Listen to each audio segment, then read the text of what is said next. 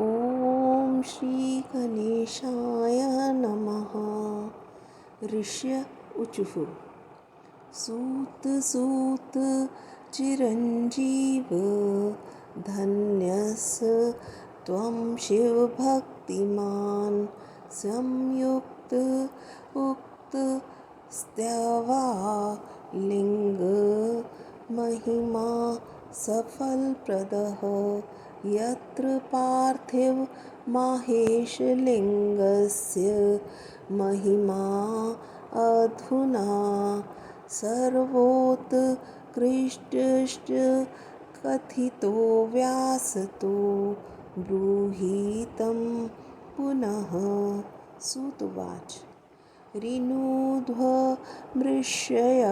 सर्वे सद्भक्तया उदारतोऽखिलः शिवपार्थिवलिङ्गस्य महिमा प्रोच्यते मयः। उत्तेष्वेषु तेषु लिङ्गेषु पार्थिवं लिङ्गम् उत्तमम् तस्य पूजनतो विप्रः बहवः सिद्धिम् आगतः हरिब्रह्मा च ऋषयः सप्राजपतयस्तथा सम्पूज्य पार्थिवं लिङ्गं प्रापुः सर्वेप्सितं द्विजः देव असुर मानुष्या च गन्धर्व राक्षसः अन्ये अपि बहवः सिद्धिं तं सम्पूज्य गताः परां कृते रत्नमयलिङ्गं त्रेतायां हेमसम्भवं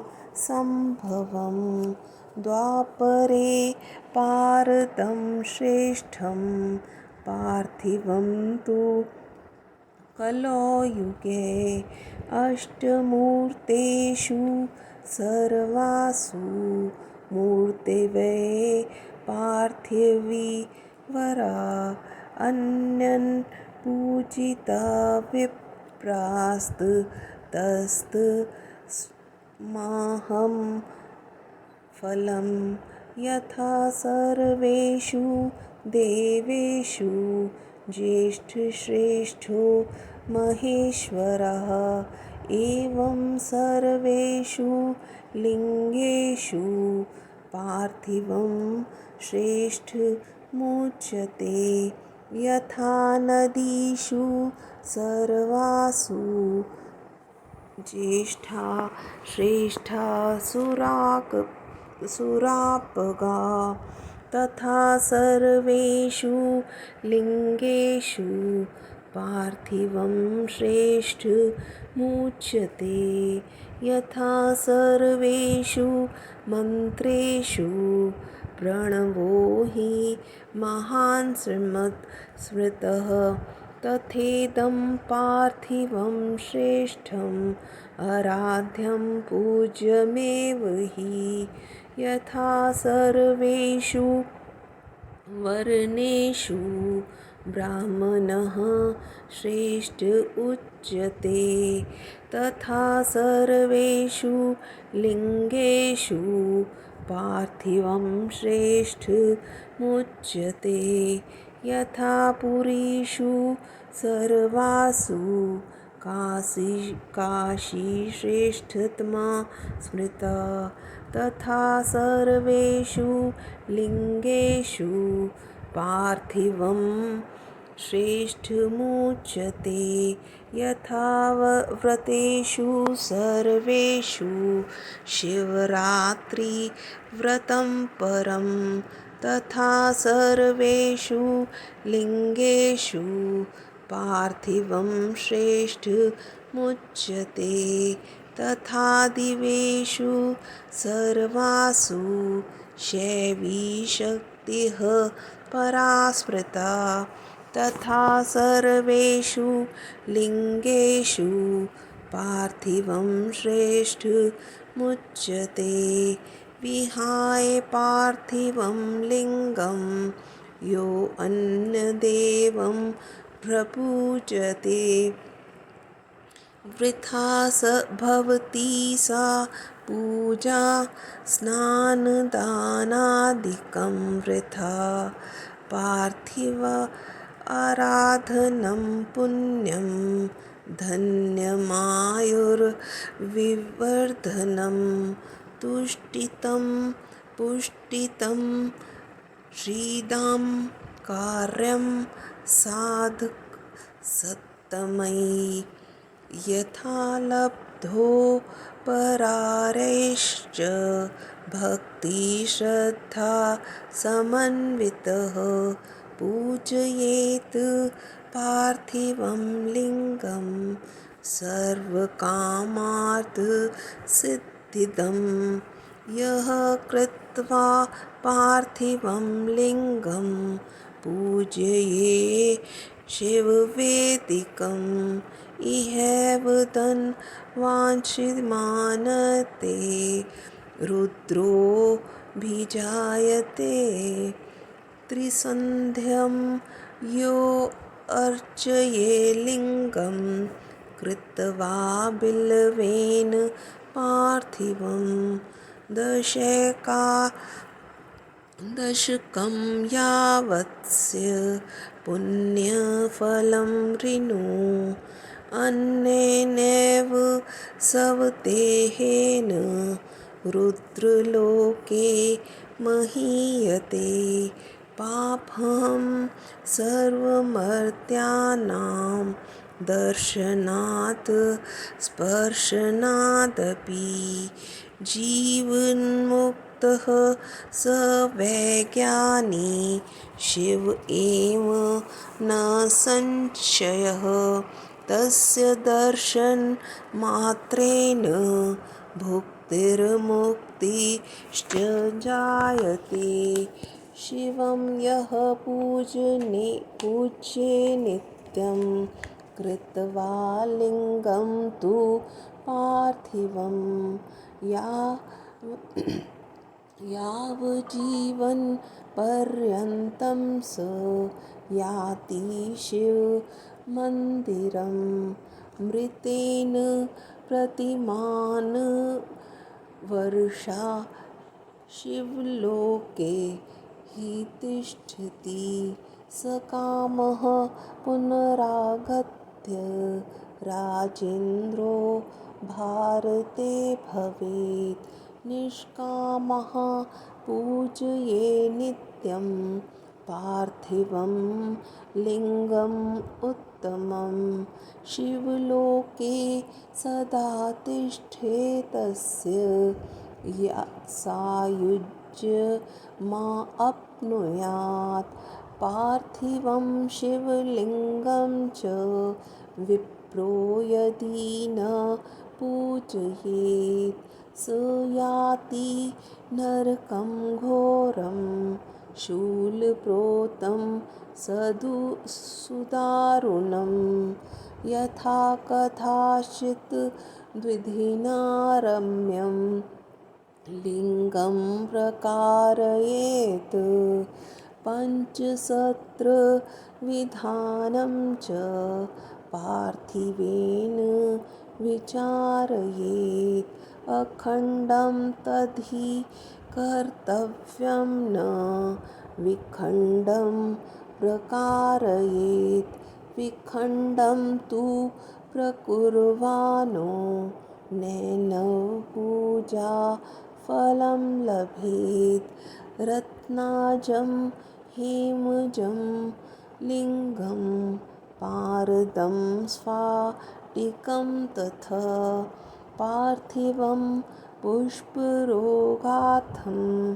खण्डं तु प्रकारयेत् अखण्डं तु चरं लिङ्गं द्विखण्डं चरं स्मृतं खण्डाखण्डविचारोऽयं चार चर्यो स्मृतः वेदिका तु महाविद्या लिङ्गं देवो महेश्वरः अथो हि स्थावरे लिङ्गे स्मृता श्रेष्ठा द्विखण्डं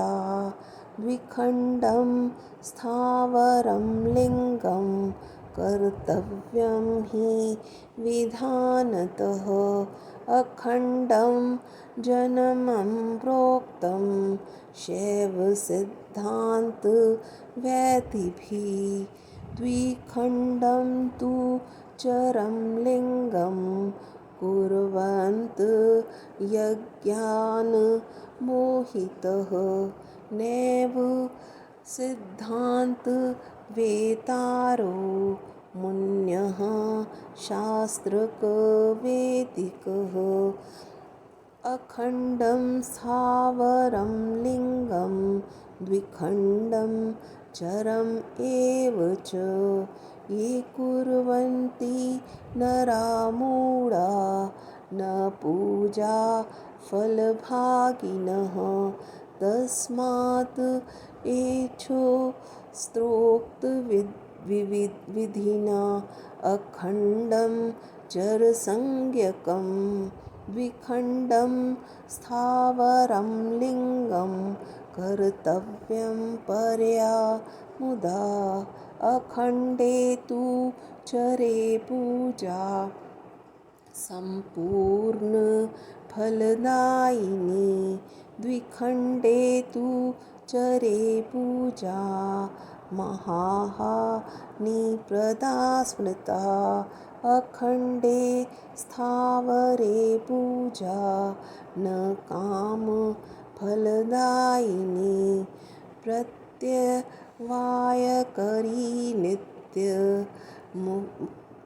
नित्यमित्युक्तं शास्त्रवेदिभिः इति शिवमहापुराणे प्रथमायां विधेश्वरसंहितायां पृथ्वी शिवलिङ्गपूजन महात्म्यं वर्णनं नामेकोनविंशोऽध्यायः।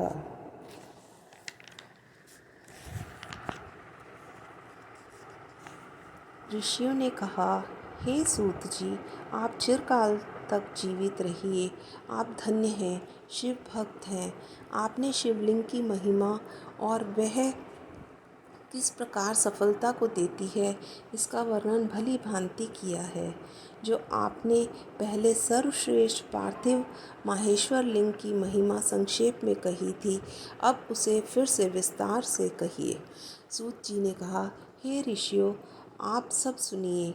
आप सबकी भक्ति तथा आदर से प्रसन्न होकर मैं शिव जी के पार्थिव लिंग की महिमा को सुना रहा हूँ। पहले कहे गए सभी लिंगों में पार्थिव लिंग उत्तम है। हे ब्राह्मणों, उसका पूजन करने से अनेक लोग सिद्धि प्राप्त कर लिए। हरि, विष्णु, ब्रह्मा, प्रजापति इसी पार्थिव लिंग का पूजन करके अपने अपने मनोरथों को प्राप्त किए हैं। देवता, असुर, मनुष्य, गंधर्व, उरग, राक्षस और भी बहुत से लोग उसका पूजन कर परम सिद्धि को प्राप्त हुए। सतयुग में रत्नमय लिंग, त्रेता में स्वर्णमय लिंग, द्वापर में पारद निर्मित लिंग और कलयुग में पार्थिव लिंग उत्तम कहा गया है। शिवजी की 8 मूर्तियों में सर्वश्रेष्ठ पार्थिव मूर्ति है। हे ब्राह्मणों, इसे अनन्य भाव से पूजने से सबसे अधिक फल मिलता है। जिस प्रकार सभी देवताओं में महेश्वर श्रेष्ठ एवं श्रेष्ठ हैं, उसी प्रकार सभी लिंगों में पार्थिव लिंग श्रेष्ठ कहा जाता है। जिस प्रकार सभी नदियों में गंगा नदी उत्तम है, उसी प्रकार सभी शिवलिंगों में पार्थिव लिंग उत्तम है। जिस प्रकार सभी मंत्रों में ओंकार श्रेष्ठ है, उसी प्रकार सब लिंगों में पार्थिव लिंग श्रेष्ठ, आराधना के योग्य और पूज्य है। जिस प्रकार सभी वर्णों में ब्राह्मण को श्रेष्ठ कहा जाता है, उसी प्रकार सभी लिंगों में पार्थिव लिंग श्रेष्ठ होता है। जिस प्रकार सभी नगरियों में काशी को श्रेष्ठतम कहा जाता है, वैसे ही सभी लिंगों में पार्थिव लिंग श्रेष्ठ होता है। जिस प्रकार सभी व्रतों में शिवरात्रि का व्रत श्रेष्ठ कहा जाता है, वैसे ही सभी लिंगों में पार्थिव लिंग उत्तम होता है। जिस प्रकार सभी देवियों में शैवी शक्ति को श्रेष्ठ माना जाता है, वैसे ही सभी लिंगों में पार्थिव लिंग उत्तम होता है।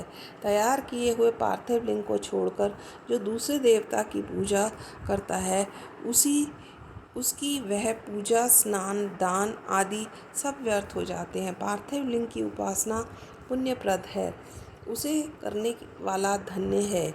इससे आयु बढ़ती है, वह तुष्टि पुष्टि को देती है, इससे धन प्राप्ति होती है। अतः साधकों को इसकी उपासना करनी चाहिए। जो भी पूजा सामग्री उपलब्ध हो, उससे भक्ति तथा श्रद्धा युक्त होकर पार्थिव लिंग की पूजा करें। इससे सभी मनोरथ सिद्ध होते हैं। जो पार्थिव लिंग को बनाकर शुभ वेदी में रखकर उसकी पूजा करता है, वह इसी जन्म में धनवान और श्रीमान होकर अंत में वह रुद्र हो जाता है। जो पार्थिव लिंग बनाकर तीनों संध्या कालों में बिल्व पत्र द्वारा प्रतिदिन 10 या 11 बार पूजन करता है, उसके पुण्य का फल सुनिए। वह इसी देह में रुद्र लोक को प्राप्त हो जाता है और उसका दर्शन तथा स्पर्श करने से भी मनुष्यों के पापों का नाश हो जाता है। वह ज्ञानी है, जीवन मुक्त है, वह निस्संदेह शिव ही है। उसका दर्शन मात्र से सुख भोग एवं अंत में मुक्ति मिलती है। जो पार्थिव लिंग बनाकर जीवन पर्यंत प्रतिदिन शिव की पूजा करता है, वह अंत में शिवलोक को जाता है और शिव के साथ असंख्य वर्षों तक शिवलोक में निवास करता है। तदंतर भारतवर्ष में जन्म लेकर राजाओं में श्रेष्ठ होता है। निष्काम भावना से जो उत्तम पार्थिव लिंग की पूजा करता है, वह चिरकाल तक शिवलोक में रहकर अंत में सायुज मुक्ति को प्राप्त कर लेता है। ब्राह्मण यदि पार्थिव शिवलिंग की पूजा नहीं करता है, तो वह शूलप्रोत व्यापक घोर नरक में पड़ता है। पार्थिव लिंग विधि पूर्वक सुंदर बनाए पंचसूत्र का विधान इस पार्थिव लिंग में नहीं करना चाहिए। उस लिंग को अखंड बनाए, खंड युक्त न करें। लिंग के 2 टुकड़े कर देने से पूजा का फल नहीं मिलता। रत्न, सुवर्ण, पारद, स्फटिक, पुखराज, इन रत्नों द्वारा बनाए गए पार्थिव लिंग को भी अखंड ही बनाना चाहिए। चिरलिंग को अखंड तथा अचर लिंग को द्विखंड कहते हैं। यह खंड अखंड का विचार चर और अचर लिंग में होता है। वैदिक महाविद्या है, लिंग देव ही महाईश्वर है। अतएव स्थावर लिंग में द्विखंडता श्रेष्ठ कही गई है। विधान के अनुसार स्थावर लिंग को 2 खंडों वाला बनाना चाहिए। शिव सिद्धांत को जानने वाले नहीं कहे जाते। अज्ञानी जन चर लिंग को 2 खंड का बनाते हैं। ऐसे मुनिगण शास्त्रज्ञ एवं सिद्धांत को जानने वाले नहीं कहे जाते। अखंड लिंग स्थावर चिरलिंग 2 खंडों वाला होता है। जो शास्त्रीय विधि का उल्लंघन करते हैं, वे पूजा के फल को प्राप्त नहीं करते। इस कारण से शास्त्रों में कही गई विधि के अनुसार अखंड, चर, संज्ञक और द्विखंड स्थावर लिंग का निर्माण अत्यंत भक्ति के साथ करना चाहिए। अखंड चिरलिंग में की गई पूजा पूर्ण फल को देती है।